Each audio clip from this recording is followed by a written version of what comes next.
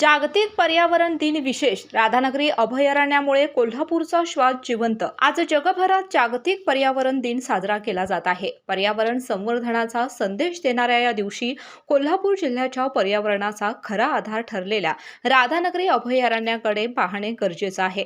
सह्याद्रीच्या कुशीत वसलेले राधानगरी अभयारण्य हे महाराष्ट्रातील महत्त्वाच्या जैवविविधता क्षेत्रांपैकी एक मानले जाते। नवीन Suzuki e Access electric scooter silent, smooth आणि स्टायलिश, आरामदायक सीट, डिजिटल फीचर्स आणि रोजच्या वापरासाठी परफेक्ट कम्फर्ट, एक चार्ज आणि शहरभर निश्चिंत राईड, कमी खर्च, शून्य प्रदूषण। आजच मोहिते सुझुकी कावळा नाका, मोहिते सुझुकी उद्यमनगर आणि मोहिते सुझुकी साने गुरुजी शोरूमला भेट द्या। शेकडो वनस्पती, विविध पक्षी प्रजाती, गवा, बिबट्या आणि इतर वन्यजीवांचे हे सुरक्षित निवासस्थान आहे। हे अभयारण्य केवळ वन्यजीवांचे संरक्षण करत नाही, तर कोल्हापूर आणि परिसरातील जलस्रोतांचेही संवर्धन करते। येथील दाट जंगलामुळे पावसाचे पाणी जमिनीमध्ये मुरते आणि अनेक नद्या, ओढे व धरणांना जीवन मिळते।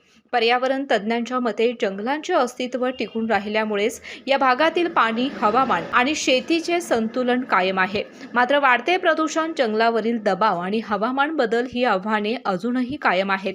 जागतिक पर्यावरण दिनानिमित्त प्रत्येकाने पर्यावरण संवर्धनाची जबाबदारी स्वीकारणे आवश्यक आहे, कारण राधानगरी सारखी अभयारण्य केवळ जंगल नसून भविष्यातील पिढ्यांसाठी जीवनाचा श्वास आहेत।